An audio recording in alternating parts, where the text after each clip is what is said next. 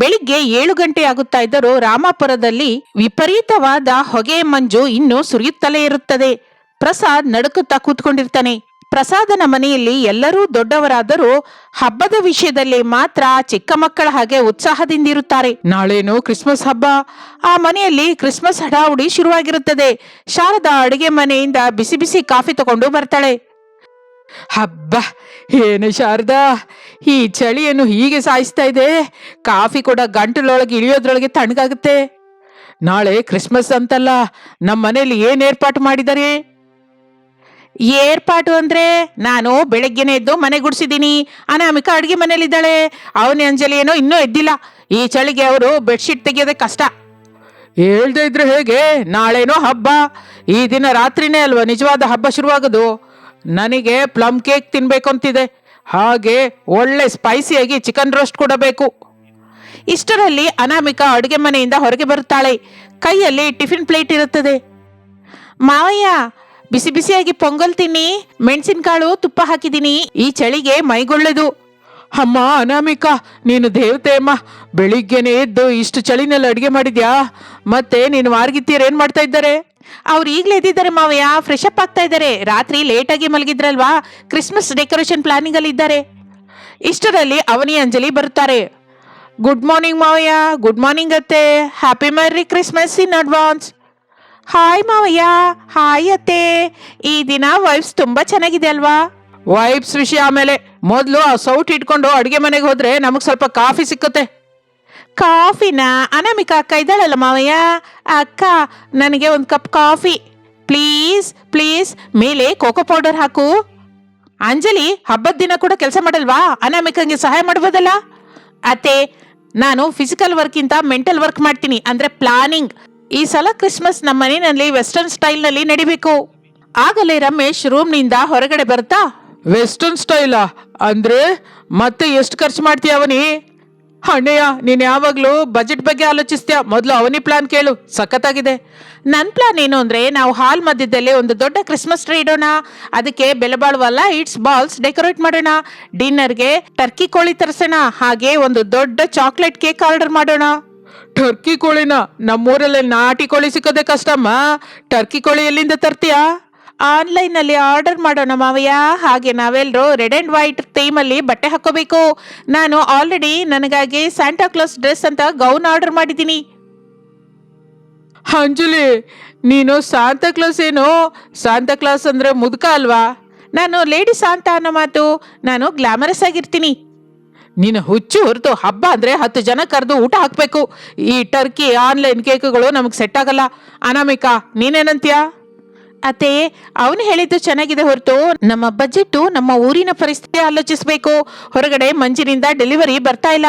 ನನ್ನ ಸಲಹೆ ಏನು ಅಂದರೆ, ನಾವು ಮನೆಯಲ್ಲೇ ಕೇಕ್ ತಯಾರು ಮಾಡೋಣ. ಹಾಗೆ ನಮ್ಮ ಹಿತ್ತಲಿನಲ್ಲಿರುವ ಚಿಕ್ಕ ಅಶೋಕ ಮರನೇ ಕುಂಡದಲ್ಲಿಟ್ಟು ಡೆಕೋರೇಟ್ ಮಾಡೋಣ. ಡಿನ್ನರ್ಗೆ ನಮ್ಮ ಸ್ಟೈಲಲ್ಲಿ ಚಿಕನ್ ಬಿರಿಯಾನಿ, ಪ್ಲಮ್ ಕೇಕ್ ಮಾಡೋಣ. ಅನಾಮಿಕಾ, ಐಡಿಯಾ ಚೆನ್ನಾಗಿದೆ, ನ್ಯಾಚುರಲ್ ಆಗಿದೆ, ದುಡ್ಡು ಕೂಡ ಉಳಿಯುತ್ತೆ. Low thinking. ನಾವು ಯಾವಾಗ ಅಪ್ಡೇಟ್ ಆಗ್ತೀವಿ? ಸರಿಯಮ್ಮ, ಜಗಳ ಬೇಡ. ಒಂದು ಕೆಲಸ ಮಾಡೋಣ, ಕೆಲಸಗಳನ್ನ ಹಂಚ್ಕೊಳ್ಳೋಣ.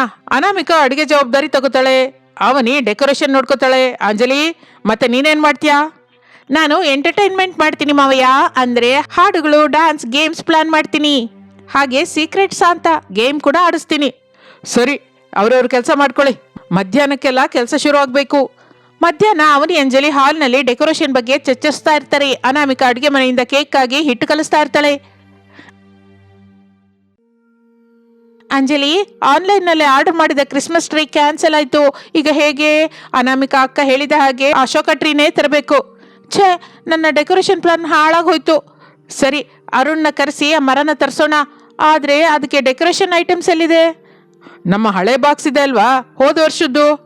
ಅವೆಲ್ಲ ಹಾಳಾಗಿ ಹೋಗಿದೆ ಅವನಿ. ಹೊಸದಾಗಿ ಏನಾದರೂ ಮಾಡೋಣ. ಇಷ್ಟರಲ್ಲಿ ಅನಾಮಿಕಾ ಅಡುಗೆ ಮನೆಯಿಂದ ಹೊರಗೆ ಬರ್ತಾಳೆ. ಮುಖದ ತುಂಬ ಹಿಟ್ಟು ಅಂಟ್ಕೊಂಡಿರುತ್ತೆ. ಅವನಿ, ಓವನ್ ಕೆಲಸ ಮಾಡ್ತಾ ಇಲ್ಲ. ಕರೆಂಟು ವೋಲ್ಟೇಜ್ ಕಡಿಮೆ ಆಗಿದೆ. ಕೇಕ್ ಹೇಗೆ ಬೇಕ್ ಮಾಡಬೇಕು? ನೋಡಿದ್ಯಾಕ, ಅದಕ್ಕೆ ಹೊರಗಡೆಯಿಂದ ಆರ್ಡರ್ ಮಾಡಿಸೋಣ ಅಂದೆ. ಈಗ ಕೇಕ್ ರೆಡಿ ಆಗದೆ ಇದ್ರೆ ಹೇಗೆ? ಗಾಬರಿ ಆಗ್ಬೇಡ ಅವನಿ, ನಮ್ಮ ಹತ್ರ ಹಳೆ ಕುಕ್ಕರ್ ಇದೆ ಅಲ್ಲ, ಅದರಲ್ಲಿ ಮರಳು ಹಾಕಿ ಕೇಕ್ ಬೇಕ್ ಮಾಡ್ತೀನಿ. ನಮ್ಮ ಅಜ್ಜಿ ಕಲಿಸಿದ್ರು. ಕುಕ್ಕರಲ್ಲಿ ಕೇಕಾ? ಛೀ, ಅದು ಗಟ್ಟಿಯಾಗಿ ಕಲ್ಲು ಹಾಕಿ ಬರುತ್ತೆ ಏನೋ. ಇಲ್ಲ ಅಂಜಲಿ, ತುಂಬಾ ಸಾಫ್ಟ್ ಆಗಿ ಬರುತ್ತೆ, ನೀನ್ ನೋಡ್ತಾ ಇರು. ಅನಾಮಿಕಾ ಮತ್ತೆ ಅಡುಗೆ ಮನೆಯೊಳಗೆ ಹೋಗುತ್ತಾಳೆ. ಅವನಿ ಅಂಜಲಿ ಸೋಫಾದಲ್ಲಿ ಕೂತ್ಕೋತಾರೆ. ಅಂಜಲಿ, ನಾವು ಸೀಕ್ರೆಟ್ಸ್ ಅಂತ ಗೇಮ್ ಆಡೋಣ ಅಂದ್ವಲ್ಲ, ಚಿಟ್ಟಿ ಎಲ್ಲ ರೆಡಿ ಮಾಡಿದ್ಯಾ? ಮಾಡಿದ್ದೀನಿ, ಎಲ್ರು ಬನ್ನಿ ಚಿಟ್ಟಿ ತೆಗಿಯೋಣ. ಕುಟುಂಬವೆಲ್ಲ ಹಾಲ್ ಒಳಗೆ ಬರ್ತಾರೆ. ಅಂಜಲಿ ಒಂದು ಪಾತ್ರೆಯಲ್ಲಿ ಹೆಸರು ಬರೆದ ಚೀಟಿಗಳನ್ನ ಹಾಕುತ್ತಾಳೆ. ಎಲ್ರು ಒಂದೊಂದು ಕಾಗದ ತಗೊಳ್ಳಿ, ಅದ್ರಲ್ಲಿ ಯಾರ ಹೆಸರು ಬಂದ್ರು ಅವರಿಗೆ ನಾಳೆ ರಾತ್ರಿ ಗಿಫ್ಟ್ ಕೊಡ್ಬೇಕು, ಆದ್ರೆ ಯಾರಿಗೂ ಹೇಳ್ಬಾರ್ದು. ಇನ್ನು ಎಲ್ಲರೂ ಕಾಗದಗಳನ್ನು ತೆಗೆದುಕೊಳ್ಳುತ್ತಾರೆ. ರಮೇಶ್ ತನ್ನ ಚೀಟಿ ನೋಡಿ ನಗುತ್ತಾನೆ. ಸುರೇಶ್ ಆಲೋಚನೆಯಲ್ಲಿ ಬೀಳ್ತಾನೆ. ಅರುಣ್ ಅಂಜಲಿ ಕಡೆ ನೋಡಿ ಕಣ್ ಹೊಡಿತಾನೆ. ಅವನಿ ಚೀಟಿ ನೋಡಿ ಮುಖ ಚಿಕ್ಕದು ಮಾಡಿಕೊಳ್ಳುತ್ತಾಳೆ. ಅಂಜಲಿ ಏನೋ ಎಕ್ಸೈಟ್ ಆಗುತ್ತಾಳೆ. ಇನ್ನು ಅನಾಮಿಕಾ ಏನೋ ಸಂತೋಷದಿಂದ ಚೀಟಿ ಎತ್ಕೋತಾಳೆ. ಸರಿ, ಈ ಗೇಮ್ ಏನೋ ಚೆನ್ನಾಗಿದೆ ಹೊರತು ನನ್ನ ಚಿಟ್ಟಿಯಲ್ಲಿ ಯಾರ ಹೆಸರು ಬಂದಿದ್ಯೋ ಹೇಳಿದ್ರೆ ಅವ್ರಿಗೆ ಏನ್ ಬೇಕೋ ನಾನೇ ಕೇಳ್ತೀನಲ್ಲ. ನೋ ಮಾವಯ್ಯ, ಕೇಳಿದ್ರೆ ಅದು ಸೀಕ್ರೆಟ್ ಹೇಗಾಗುತ್ತೆ, ನೀವೇ ಆಲೋಚಿಸಿ ಕೊಂಡ್ಕೋಬೇಕು. ಸರಿ, ನಿಮ್ಮ ಆಟ ಚೆನ್ನಾಗಿದೆ, ನಾನು ಹೋಗಿ ಅನಾಮಿಕಂಗೆ ಸಹಾಯ ಮಾಡ್ತೀನಿ. ಪಾಪ ಒಬ್ಳೆ ಎಷ್ಟು ಅಂತ ಕಷ್ಟಪಡ್ತಾಳೆ. ಅತ್ತೆ, ನಾನ್ ಕೂಡ ಬರ್ತೀನಿ, ಆದ್ರೆ ನಾನ್ ತರಕಾರಿ ಹಚ್ಚಲ್ಲ, ಕೇವಲ ಟೇಸ್ಟಿಂಗ್ ಮಾಡ್ತೀನಿ. ಅದಕ್ಕೆ ಕರಿದೇ ಇದ್ರು ಬರ್ತೀಯಲ್ಲ. ಇನ್ನು ಸಾಯಂಕಾಲ ಅನಾಮಿಕಾ ಕುಕ್ಕರ್ ಅಲ್ಲಿ ಕೇಕ್ ಮಾಡುತ್ತಾಳೆ. ಆ ಕೇಕ್ ಸುವಾಸನೆ ಮನೆಯೆಲ್ಲ ವ್ಯಾಪಿಸುತ್ತದೆ. ಅವನಿ ಅಂಜಲಿ ಹಾಲ್ನಲ್ಲಿ ಅಶೋಕ ಮರನ ಡೆಕೋರೇಟ್ ಮಾಡ್ತಾ ಇರ್ತಾರೆ. ಆದ್ರೆ ಅವರಿಗೆ ಅದು ಸರಿಯಾಗಿ ಬರ್ತಾ ಇರ್ಲಿಲ್ಲ. ಅವನಿ, ಈ ಸ್ಟಾರ್ ಸರಿಯಾಗಿ ನಿಲ್ತಾ ಇಲ್ಲ, ವಕ್ರವಾಗಿದೆ. ನೀನು ಸರಿಯಾಗಿ ಕಟ್ಟು ಅಂಜಲಿ, ಕೆಳಗ್ ಬಿದ್ರೆ ಒಡೆದೋಗುತ್ತೆ. ಆಗಲೇ ರಮೇಶ್, ಸುರೇಶ್, ಅರುಣ್ ಮೂವರು ಹೊರಗಿನಿಂದ ಬರುತ್ತಾರೆ. ಅವರು ಚಳಿಗೆ ನಡುಗ್ತಾ ಇರ್ತಾರೆ. ಹಬ್ಬ, ಹೊರಗಡೆ ಫ್ರೀಸರ್ ಆಗಿದೆ. ಅವನಿ, ಇನ್ನು ಡೆಕೋರೇಷನ್ ಆಗಿಲ್ವಾ? ಆ ಮರ ಏನೋ ಹೀಗಿದೆ. ಏನ್ ಮಾಡು ಅಂತೀಯ ಸುರೇಶ್, ರಿಯಲ್ ಕ್ರಿಸ್ಮಸ್ ಟ್ರೀ ಸಿಕ್ಕಿಲ್ಲ. ಲೋಕಲ್ ಮರಕ್ಕೆ ಎಷ್ಟು ಲೈಟ್ ಸುತ್ತಿದ್ರು ಆ ಲುಕ್ಕೇ ಬರ್ತಾ ಇಲ್ಲ. ನಿಲ್ಲಿ, ಅದಕ್ಕೆ ಕಾಟನ್ ಹಾಕಿ ಒಳ್ಳೆ ಲುಕ್ ಬರುತ್ತೆ. ಹಾಗೆ ಎಲೆಗಳಿಗೆ ಸ್ವಲ್ಪ ಆಯಿಲ್ ಬೆಳೀರಿ, ಶೈನಿಂಗ್ ಬರುತ್ತೆ. ವಾವ್ ಅಕ್ಕ, ಸೂಪರ್ ಐಡಿಯಾ. ಹತ್ತಿ ಹಾಕಿದ್ರೆ ಸ್ನೋ ಎಫೆಕ್ಟ್ ಬರುತ್ತೆ. ಎಲ್ಲರೂ ಸೇರಿ ಹತ್ತಿ ಇಟ್ಟು ಅಲಂಕರಿಸುತ್ತಾರೆ. ಮರ ಆಗ ಅಂದವಾಗಿ ಕಾಣಿಸುತ್ತದೆ. ಭಲೇ ಇದೆಯಮ್ಮ, ಅನಾಮಿಕಾ ಐಡಿಯಾ ಯಾವತ್ತೂ ಫೇಲ್ ಆಗಲ್ಲ. ಇಷ್ಟಕ್ಕೂ ಕೇಕ್ ಏನಾಯ್ತು? ರೆಡಿಯಾಗಿದೆ ಮಾವಯ್ಯ, ತಣ್ಣಗಾಗ್ಬೇಕು, ರಾತ್ರಿ ಕಟ್ ಮಾಡೋಣ. ಈಗ ಎಲ್ರಿಗೂ ಬಿಸಿ ಬಿಸಿಯಾಗಿ ಆನಿಯನ್ ಪಕೋಡ ಕಾಫಿ ಕೊಡ್ತೀನಿ. ಪಕೋಡನಾ? ವಾವ್, ಈ ವೆದರ್ಗೆ ಸಖತ್ತಾಗಿರುತ್ತೆ. ಎಲ್ಲರೂ ಹಾಯಾಗಿ ಪಕೋಡ ತಿನ್ನುತ್ತಾ ಮಾತನಾಡಿಕೊಳ್ತಾ ಇರ್ತಾರೆ. ಅಂದರೆ ನಿಜವಾದ ಸಮಸ್ಯೆ ರಾತ್ರಿ ಶುರುವಾಗುತ್ತದೆ. ರಾತ್ರಿ ಎಲ್ಲರೂ ಡಿನ್ನರ್ಗೆ ರೆಡಿ ಆಗ್ತಾ ಇರ್ತಾರೆ. ಹಠಾತ್ತಾಗಿ ಕರೆಂಟ್ ಹೋಗುತ್ತೆ.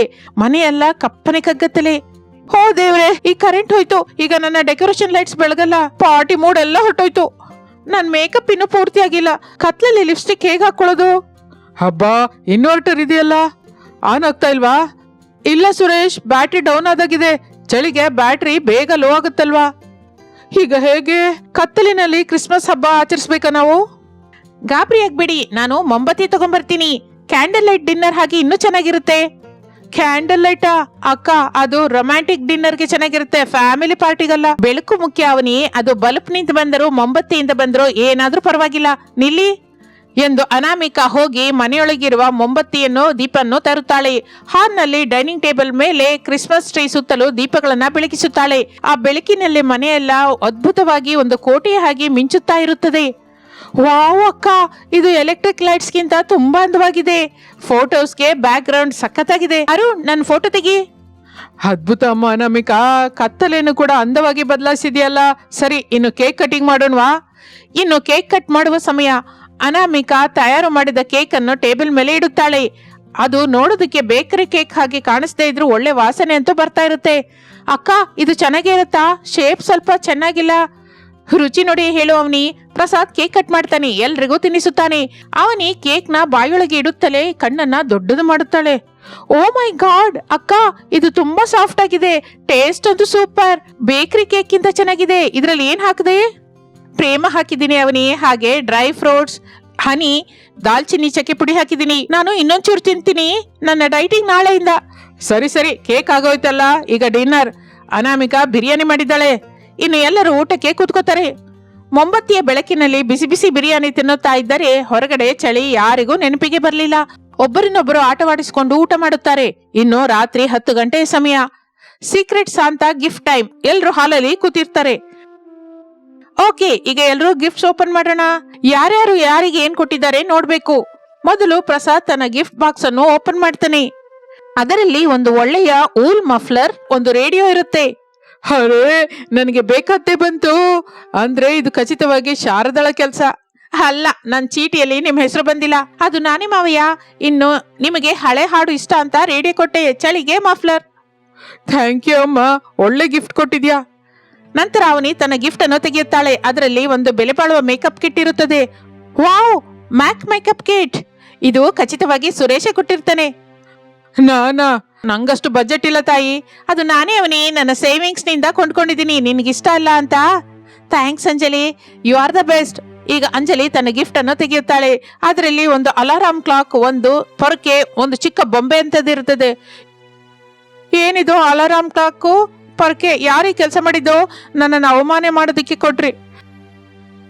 ಅದು ನಾನೇ ಅಂಜಲಿ. ನೀನು ಬೆಳಿಗ್ಗೆ ಹೇಳ್ಬೇಕು ಅಂತ ಅಲಾರಾಮ್ ಕ್ಲಾಕ್, ಮನೆ ಕೆಲಸ ಕಲ್ತ್ಕೋಬೇಕು ಅಂತ ಪೊರಕೆ. ಆ ಮಾತಿಗೆ ಎಲ್ಲರೂ ಗಟ್ಟಿಯಾಗಿ ನಗುತ್ತಾರೆ. ಆಗ ಅಂಜಲಿ ಸೊಟ್ಟ ಮೂತಿ ಇಟ್ಕೊಂಡು, ಅರುಣ್ ನೀನ್ ಸಿಕ್ಕಾಕೋತೀಯ, ನೀನ್ ಗಿಫ್ಟ್ ನೋಡು ಎಂದು ಅರುಣ್ ಬಾಕ್ಸ್ ತೆಗೆಯುತ್ತಾನೆ. ಅದರಲ್ಲಿ ಒಂದು ಜಿಮ್ ಮೆಂಬರ್ಶಿಪ್ ಕಾರ್ಡ್ ಇರುತ್ತೆ. Gym card? ನಾನೇನು ದಪ್ಪಾಗಿದ್ದೀನ?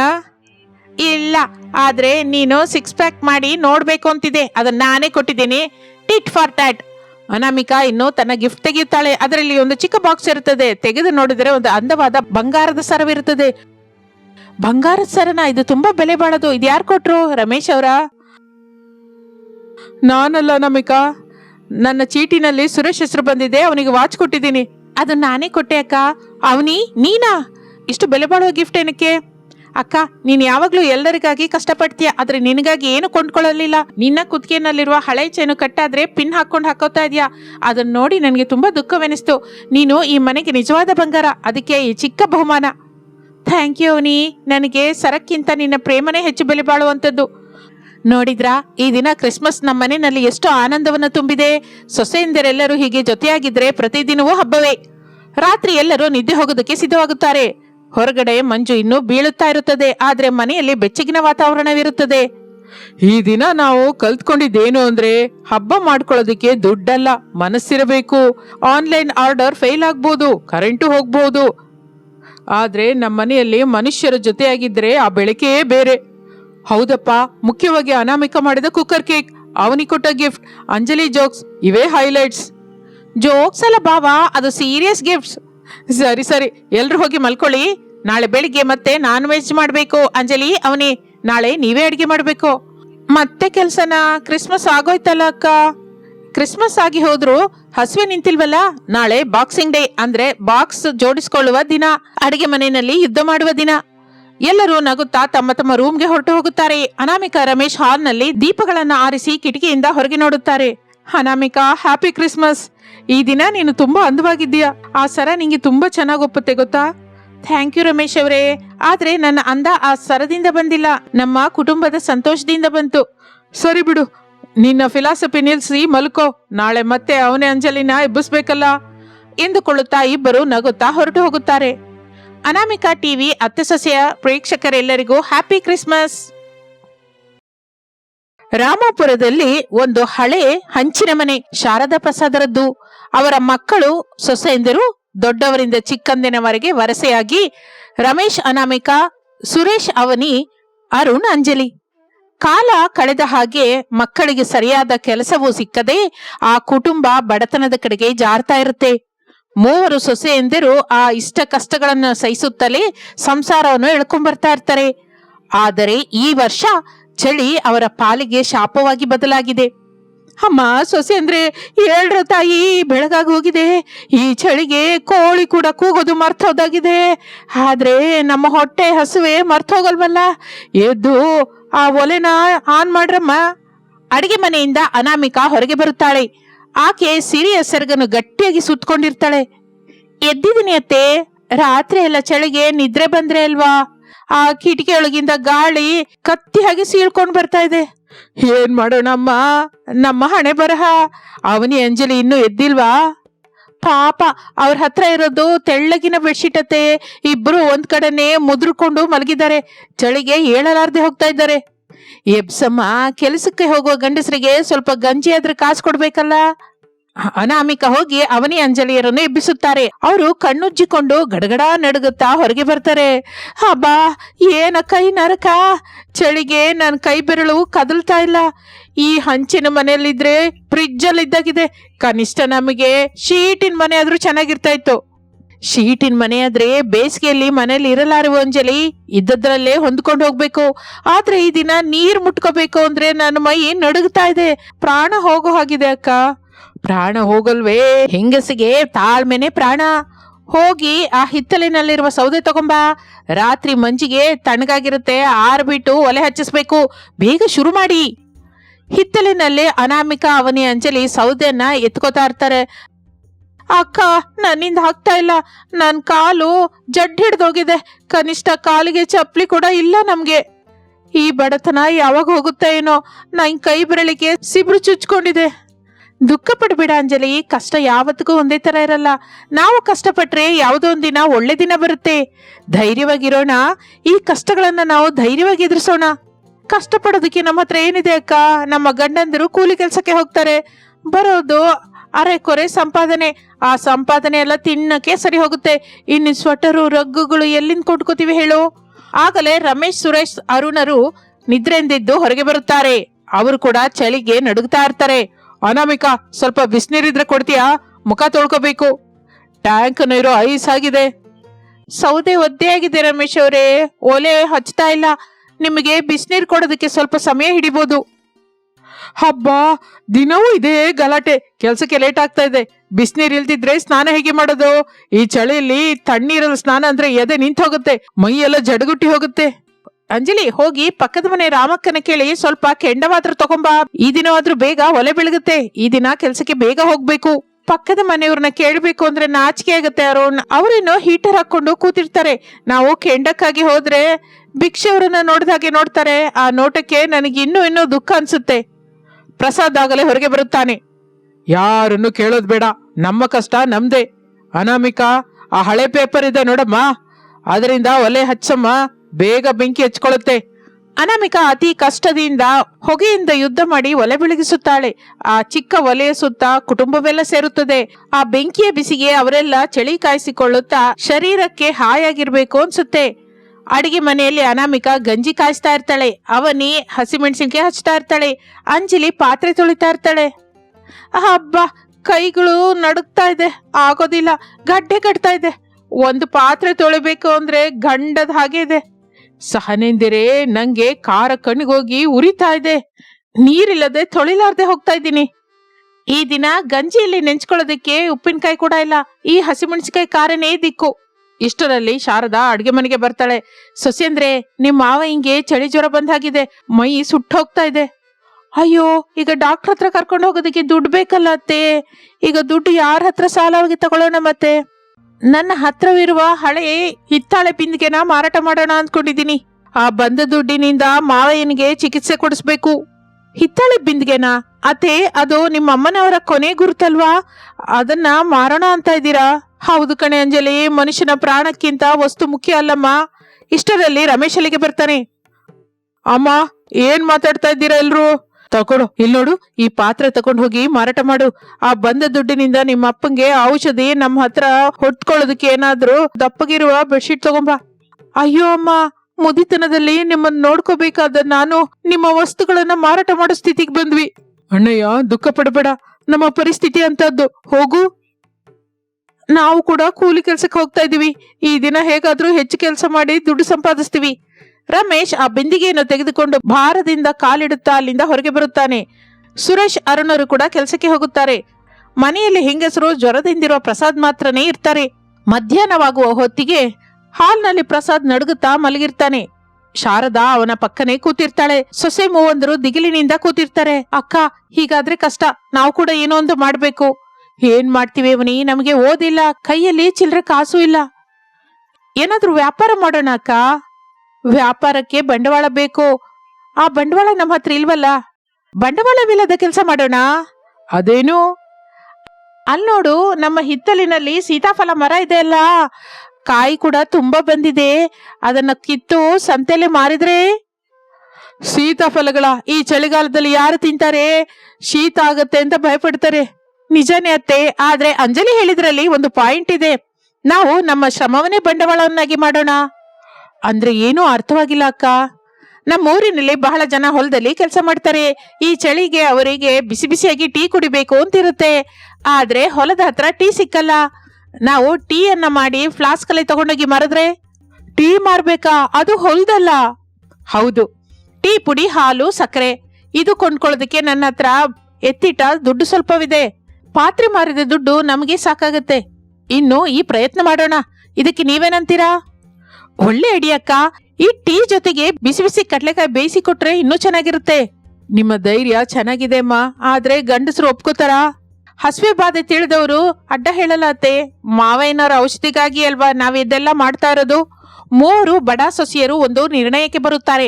ಅನಾಮಿಕಾ ತನ್ನ ಹತ್ತಿರ ಇರುವ ದುಡ್ಡಿನಿಂದ ಟೀ ಪುಡಿ, ಹಾಲು ತರಿಸುತ್ತಾಳೆ. ಅವನಿ ಅಂಜಲಿಯರು ಸೌದೆ ಒಲೆ ಮೇಲೆ ಪಾತ್ರೆ ಇಟ್ಟು ಟೀ ಮಾಡುತ್ತಾರೆ. ಇನ್ನೊಂದು ಒಲೆಯಲ್ಲಿ ಕಡಲೆ ಬೀಜನ ಬೇಯಿಸ್ತಾರೆ. ಆ ಸಾಯಂಕಾಲವೇ ಅವರು ಹೊಲದ ಕಡೆಗೆ ಹೊರಡುತ್ತಾರೆ. ಸಾಯಂಕಾಲ 4 ಗಂಟೆ ಆಗ್ತಾ ಇರುತ್ತದೆ. ಹೊಲದಲ್ಲಿ ಚಳಿಗೆ ನಡುಗುತ್ತಾ ಕೆಲಸ ಮಾಡ್ತಾ ಇರ್ತಾರೆ ಕೆಲವರು. ಅನಾಮಿಕಾ, ಅವನಿ, ಅಂಜಲಿ ಅಲ್ಲಿಗೆ ಹೋಗುತ್ತಾರೆ. ಬಿಸಿ ಬಿಸಿ ಟೀ, ಶುಂಠಿ ಟೀ, ಬೇಯಿಸಿದ ಕಡಲೆಕಾಳು, ಚಳಿನ ಹೊಡೆದೋಡಿಸುವ ಬಿಸಿ ಬಿಸಿಯಾದ ಟೀ. ಏನಮ್ಮ, ನಿಜವಾಗಿ ಬಿಸಿಯಾಗಿದೆಯಾ ಟೀ? ಈ ಚಳಿಗೆ ಪ್ರಾಣ ಹೋಗೋ ಹಾಗಿದೆ. 1 ಗ್ಲಾಸ್ ಕೊಡು ತಾಯಿ. ಈಗೋಳಿ ಚಿಕ್ಕಪ್ಪ, ಶುಂಠಿ ಜಜ್ಜಿ ಹಾಕಿದೀವಿ, ಗಂಟಲಿಗೆ ಹಾಯಾಗಿರುತ್ತೆ. ಕಡಲೆ ಬೀಜ ಕೂಡ ತಗೊಳ್ಳಿ, ಹೊಟ್ಟೆ ತುಂಬುತ್ತದೆ. ಚಳಿಗೆ ಕೆಲಸ ಮಾಡುತ್ತಾ ಇರುವ ಕೂಲಿಗಳಿಗೆ ಆ ಬಿಸಿ ಟೀ ಅಮೃತದ ಹಾಗೆ ಅನಿಸುತ್ತದೆ. ಒಬ್ಬರ ನಂತರ ಒಬ್ರು ಬಂದು ಟೀ ಕುಡಿಯೋದಕ್ಕೆ ಶುರು ಮಾಡ್ತಾರೆ. ಅನಾಮಿಕಾ ಗ್ಲಾಸ್ ತೊಳಿತಾ ಇದ್ರೆ ಅವನಿ ಟೀ ಸುರಿತಾ ಇರ್ತಾಳೆ. ಅಂಜಲಿ ದುಡ್ಡನ್ನು ತಗೋತಾಳೆ.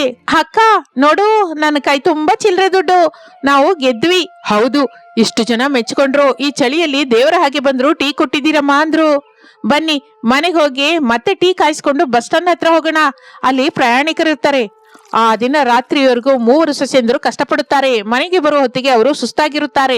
ಆದ್ರೆ ಅವರ ಮುಖದಲ್ಲಿ ಸಂತೃಪ್ತಿ ಇರುತ್ತದೆ. ರಾತ್ರಿ ವೇಳೆ ಮನೆಯಲ್ಲಿ ರಮೇಶ್, ಸುರೇಶ್, ಅರುಣ್ ಕೂಡ ಆಗಲೇ ಬರ್ತಾರೆ. ಕೈಯಲ್ಲಿ ಔಷಧಿ, 2 ತೆಳ್ಳಗಿನ ಬೆಡ್ಶೀಟ್ ಇರುತ್ತದೆ. ಪಾತ್ರೆ ಮಾರಿದ ದುಡ್ಡು ಅದಕ್ಕೆ ಸರಿ ಹೋಗಿರುತ್ತದೆ. ಅಮ್ಮ, ಅಪ್ಪ ಹೇಗಿದ್ದೀರಾ? ತಗೊಳ್ಳಿ, ಔಷಧಿ ತಂದಿದ್ದೀನಿ. ಪರವಾಗಿಲ್ಲ ಕಣೋ, ಜ್ವರ ಸ್ವಲ್ಪ ಕಡಿಮೆ ಆಗಿದೆ. ಈ ಬೆಡ್ಶೀಟ್ ತುಂಬಾ ತೆಳ್ಳಗಿದೆ, ಏನ್ ಮಾಡೋಣ? ಆ ಹಿತ್ತಾಳೆ ಪಾತ್ರೆ ಮಾರಿ ಬಂದ ದುಡ್ಡು ಇದಕ್ಕೆ ಸರಿ ಹೋಯ್ತು. ಆಗಲೇ ಅನಾಮಿಕಾ, ಅವನಿ, ಅಂಜಲಿ ಒಳಗಡೆಗೆ ಬರುತ್ತಾರೆ. ಅವರ ಕೈಯಲ್ಲಿ ಒಂದು ಚೀಲವಿರುತ್ತದೆ. ರಮೇಶ್ ಅವರೇ, ತಗೊಳ್ಳಿ. ಏನಿದು? ಅನಾಮಿಕಾ ಚೀಲದೊಳಗಿಂದ 3 ದಪ್ಪನೆಯ ರಗ್ಗುಗಳು, ಕೆಲವು ಹಣ್ಣು ತೆಗೆಯುತ್ತಾಳೆ. ಹಣ್ಣು ಮಾವಯ್ಯನಿಗೆ, ರಗ್ಗುಗಳು ನಮ್ಮೆಲ್ಲರಿಗೂ. ಇವೆಲ್ಲ ಎಲ್ಲಿಂದ ಅತ್ತಿಗೆ? ಇಷ್ಟು ಬೆಲೆ ಬಾಳೋದು ಕೊಂಡ್ಕೊಳ್ಳೋದಕ್ಕೆ ದುಡ್ಡೆಲ್ಲಿಂದು? ಇದು ನಾವು ಸಂಪಾದಿಸಿದ ದುಡ್ಡಿಂದ ಕೊಂಡ್ಕೊಂಡಿದೀವಿ. ಈ ದಿನ ನಾವು ಟೀನ, ಕಡಲೆ ಬೀಜನ ಮಾರಿದ್ವಿ. ಟೀ ಮಾರಿದ್ರಾ?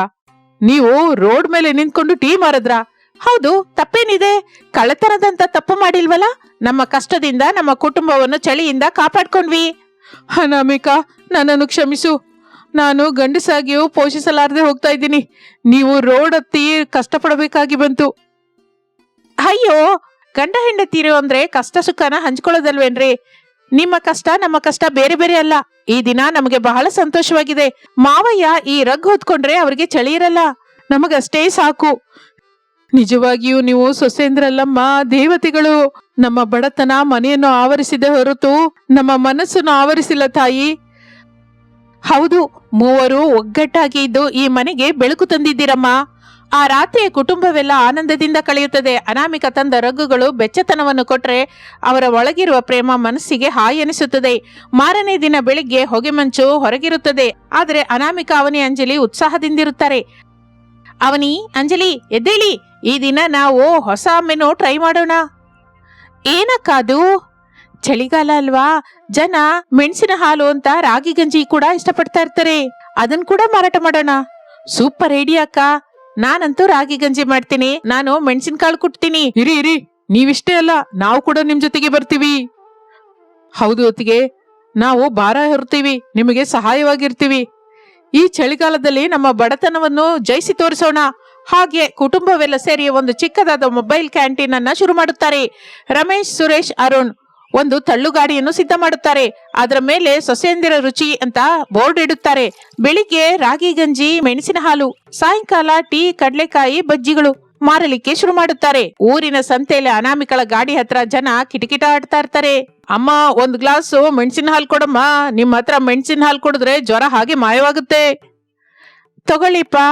ಶಾರದಾ ಪಕ್ಕದಲ್ಲೇ ಕೂತ್ಕೊಂಡು ದುಡ್ಡನ್ನು ತಗೋತಾ ಇರ್ತಾಳೆ.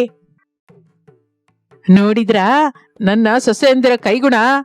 ಹೌದು, ಈ ಚಳಿಗಾಲ ನಮಗೆ ಕಷ್ಟ ಕೊಡುತ್ತೆ ಅನ್ಕೊಂಡೆ, ಆದ್ರೆ ನನ್ನ ಸೊಸೆಯಂದ್ರಲ್ಲಿರುವ ಶಕ್ತಿನ ಹೊರಗೆ ತರಿಸ್ತು. ಈಗ ನಮಗೆ ಯಾವ ತೊಂದ್ರೆನೂ ಇಲ್ಲ. ಅಬ್ಬಾ ಮಾವಯ್ಯನವ್ರೆ, ನೀವು ಮತ್ತಷ್ಟು ಹೊಗಳಬೇಡಿ, ನನಗೆ ನಾಚಿಕೆ ಆಗತ್ತೆ. ನಾಚಿಕೆ ಪಡ್ಬೇಡ ಅಂಜಲಿ, ಬಜ್ಜಿ ಸೀದ್ ಹೋಗ್ತಾ ಇದೆ ನೋಡು. ಎಲ್ಲರೂ ನಗುತ್ತಾರೆ. ರಮೇಶ್ ಅವರೇ, ಟೀ ರೆಡಿಯಾಗಿದೆ, ಎಲ್ರಿಗೂ ಕೊಟ್ಟುಬಿಡಿ. ಹಾಗೆ ಓನರ್ ಅವರೇ. ಕುಟುಂಬವೆಲ್ಲ ಸಂತೋಷದಿಂದ ಇರುತ್ತಾರೆ. ಚಳಿಗಾಲ ಮುಗಿಯೋ ಹೊತ್ತಿಗೆ ಆ ಬಡ ಕುಟುಂಬ ಆರ್ಥಿಕವಾಗಿ ಬಲವಾಗುತ್ತದೆ. ಮಣ್ಣಿನ ಮನೆಯನ್ನು ರಿಪೇರಿ ಮಾಡಿಸ್ಕೋತಾರೆ. ಎಲ್ರಿಗೂ ಒಳ್ಳೆ ಬಟ್ಟೆಗಳು ಬರುತ್ತದೆ. ಬಡತನ ಅನ್ನುವ ಚಳಿಯನ್ನು ಶ್ರಮ ಅನ್ನುವ ಬೆಚ್ಚಗಿನ ಬೆಂಕಿಯಿಂದ ಒದ್ದು ಕಳಿಸುತ್ತಾರೆ ಬಡ ಸೊಸೆಯರು. ಈಗ ರಾಮಪುರದಲ್ಲಿ ಯಾರಿಗೆ ಚಳಿ ಎಂದರೂ ಅನಾಮಿಕಳ ಗಾಡಿ ಹತ್ರನೇ ಹೋಗುವಂತಾರೆ. ಏಕೆಂದರೆ ಅಲ್ಲಿ ಟೀ ಮಾತ್ರವೇ ಅಲ್ಲ, ಅಮ್ಮನ ಪ್ರೇಮದಂತ ಆಪ್ಯಾಯತೆ ಕೂಡ ಸಿಗುತ್ತದೆ. ಇದು ಇಂದಿನ ಕತೆ. ಮತ್ತೊಂದು ಆಸಕ್ತಿಕರ ಕತೆ ಜೊತೆ ಮತ್ತೆ ಸೇರೋಣ. ನಮಸ್ತೆ.